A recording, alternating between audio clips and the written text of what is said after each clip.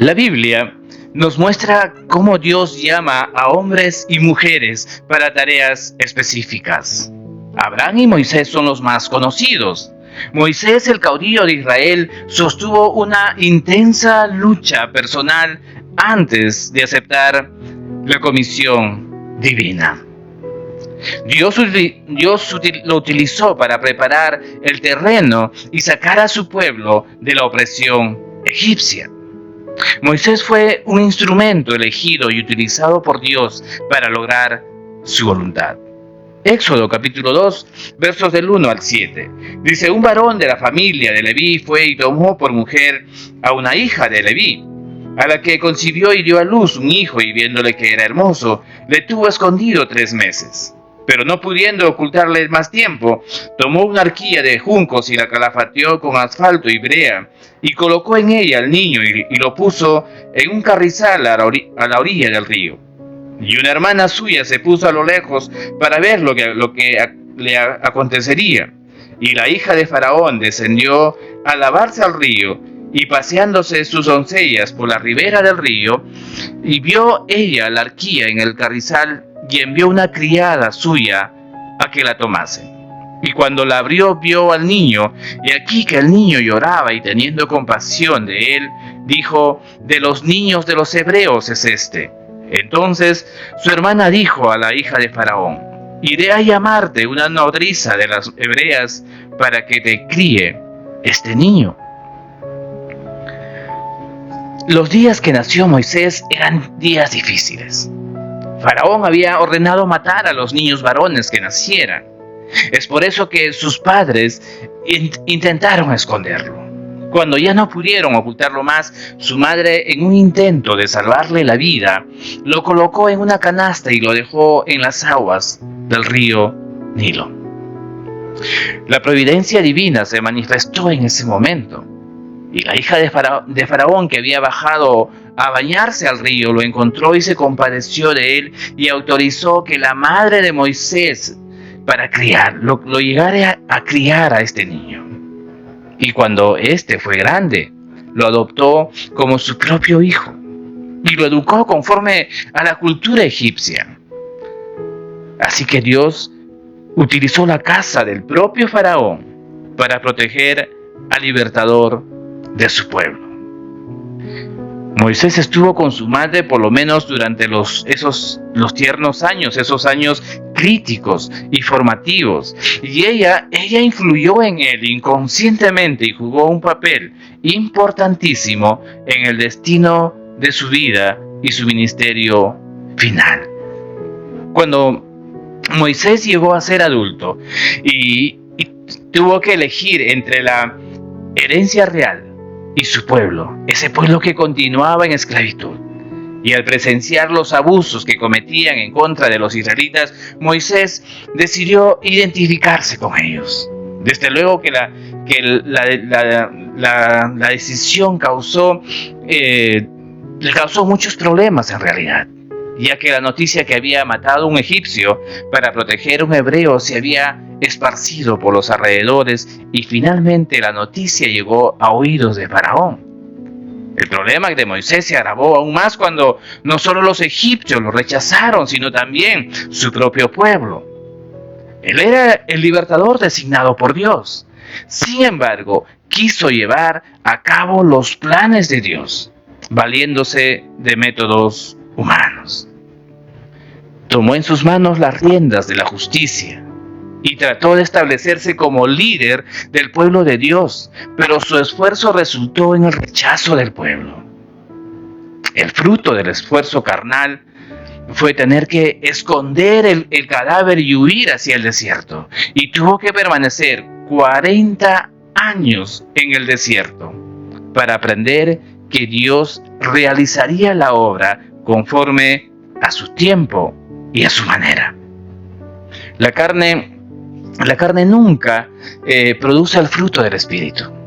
No puede cumplir el propósito de Dios para su vida. Sin embargo, todos tenemos que aprender de esta lección.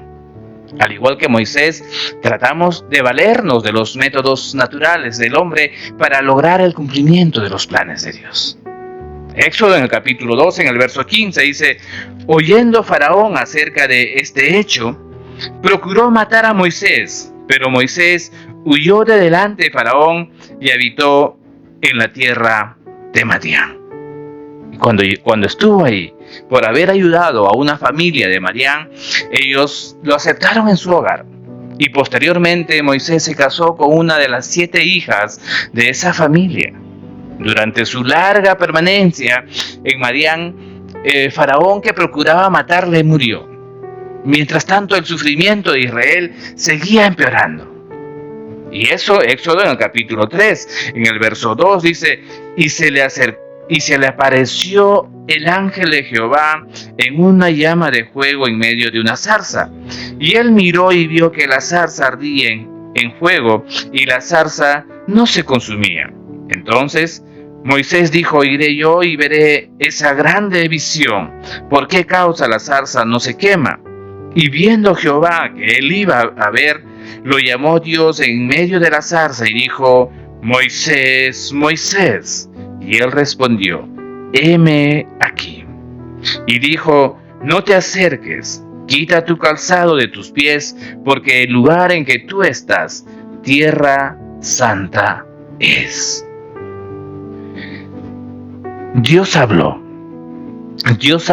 y le dijo que él iba a rescatar a Israel de los egipcios. Y Moisés sería el instrumento que Dios utilizaría para liberarlos. Dijo también que Moisés tenía que ser preparado. Y eso fue lo que sucedió. Dios preparó a Moisés para esta tarea al mostrarle su gloria, su santidad y su fidelidad. Moisés había pasado 40 años en el desierto. Había aprendido bien su lección. Ahora se sentía incapaz de hacerlo. No quería volver a fracasar. Y empezó a presentar una serie de excusas. El verso 11, por ejemplo, va a decir: ¿y quién soy yo para hacer esto? Dice: ¿quién soy yo para hacer esto? Y Dios le respondió que lo importante no es el mensajero. Dios prometió que Él mismo estaría con Moisés. Y el verso 12 va a decir: ve, porque yo estaré contigo. Fue esta promesa lo que le dio la seguridad de poder realizar la tarea. Y se puede ver entonces que el éxito en el ministerio no depende tanto de nuestras habilidades. No depende de tanto de lo que hacemos nosotros, sino de la presencia y la habilidad que Dios promete proporcionar a sus siervos. Moisés aún necesitaba saber más sobre aquel Dios que estaría con él. Y le hace una pregunta: ¿cuál es tu nombre?, le dice. Y Dios le revela su nombre y le va a decir en el verso 14: yo soy, dice, el que soy, el que existe por sí solo, el que siempre es. Este Dios eterno, que existe por sí mismo, habría de estar con Moisés y el pueblo de Israel.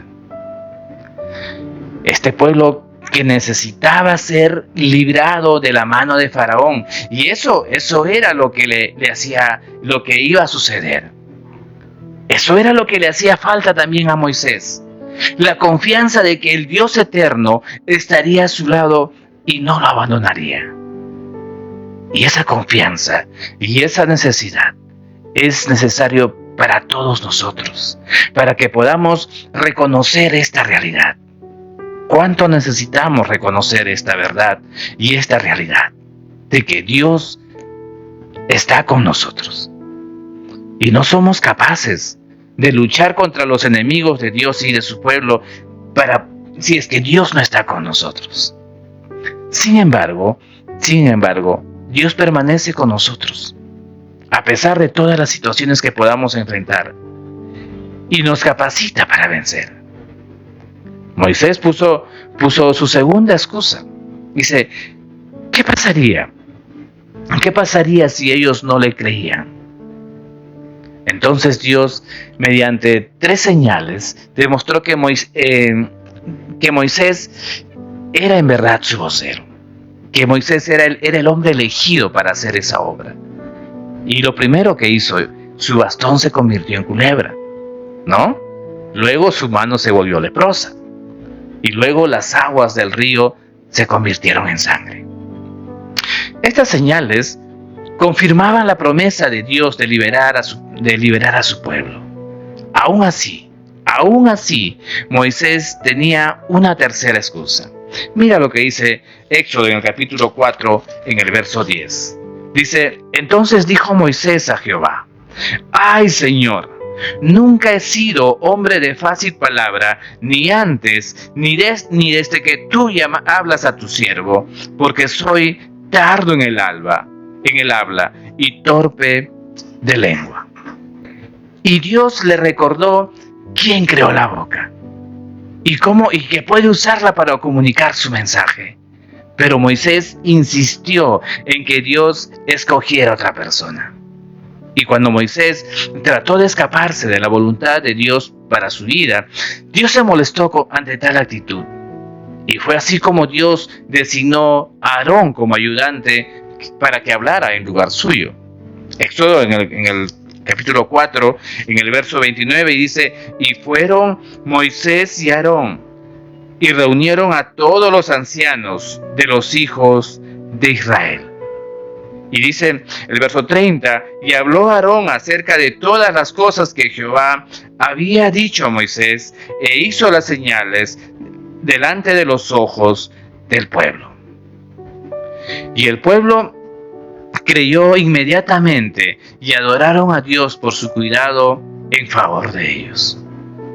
Las luchas que Moisés tuvo son las mismas que nosotros experimentamos. Tenemos miedo de ser despreciados. Tememos fracasar en lo que iniciamos. Pero Dios ha prometido estar con nosotros y capacitarnos para su obra. Ha prometido utilizarnos como instrumentos suyos. No nos hace responsables de los resultados, sino de nuestra obediencia y fidelidad. Ahora, Moisés y Aarón fueron a confrontarse con el faraón. Y le anunciaron que Dios los enviaba a pedirle liberar a Israel para que pudieran adorarle. Y la respuesta fue, dice, ¿quién es Jehová para que yo oiga su voz y deje ir a Israel? Va a decir Faraón. ¿Quién es Jehová? Dice. Y más adelante, este hombre aprendería quién es Jehová. Como resultado de aquella confrontación, el faraón decidió aumentarles la jornada, decidió castigar más al pueblo y empezó a darles más trabajo. Dejó de proveerles la paja que necesitaban para elaborar los ladrillos, y a pesar del aumento del trabajo, ellos tenían que producir la misma cantidad que antes. Y los israelitas comenzaron a culpar a Moisés y a quejarse en su contra. Moisés llevó la queja del pueblo donde correspondía, no a las personas, sino a Dios. Éxodo en el capítulo 5, en el verso 22, dice, Señor, ¿por qué afliges a este pueblo? Y le hace otra pregunta. Dice, ¿para qué me enviaste? Cuando decimos seguir a Dios y hacer su voluntad, nunca falta quien o qué obstaculice tal propósito. Y a través de estos capítulos del libro del Éxodo, vemos la lucha de un hombre llamado a servir a Dios. Un hombre que no quería fracasar de nuevo y trató de evadir el llamado de Dios. Su misión fue más difícil aún porque Dios le había advertido que el faraón no lo iba a escuchar. Y Moisés habría de ser a la vez, por una parte, objeto de desprecio y por obra e instrumento divino de juicio. Hermanos, el caminar con Dios es cosa seria. Es un asunto de obediencia y de fe, porque habrá todo tipo de barreras. Nosotros hoy también oiremos voces semejantes. Enfrentaremos oposición y tentaciones, ya sea de parte del mundo o de parte del pueblo de Dios. La decisión de seguir fielmente su voluntad para nuestra vida nunca será fácil. Nunca será fácil de cumplir desde el punto de vista humano. Pero Dios prometió estar junto a Moisés, un hombre al igual que nosotros, con dudas y excusas en el corazón, porque nuestra mirada está en la creación, en las cosas de aquí abajo, en las voces del mundo, olvidando que tenemos un Dios de gracia, un Dios que prometió estar con nosotros y que para Él no hay casualidades, sino propósitos. Su palabra es fiel y sus promesas verdad. Creer en aquel que es poderoso para salvar llevó a Moisés a levantar la mirada hacia ese Dios, hacia ese Dios todopoderoso. Y el libro de Hebreos en el Nuevo Testamento va a dar fe de esto, va a dar un testimonio de cómo Dios influyó en la vida de este hombre y cómo debe de ser la influencia de Dios en nuestra vida. Es el todo que tenemos. Y dice Hebreos en el capítulo 11, en el verso 24, y dice: por la fe Moisés, hecho ya grande, rehusó llamarse hijo de la hija de Faraón. Dice, escogiendo antes ser maltratado con el pueblo de Dios, que gozar de los deleites temporales del pecado, teniendo por mayores riquezas el vituperio de Cristo que los tesoros de los egipcios, porque tenía puesta la mirada en el galardón. Por la fe, dice, dejó Egipto, y no temiendo la ira del rey, porque se sostuvo como viendo al invisible. De esta manera, el terreno, el libertador y la misión estaban listos para comenzar a presenciar el acontecimiento más grande de la historia de Israel. Conociendo la Biblia, en esta página, El Camino. Dios los bendiga.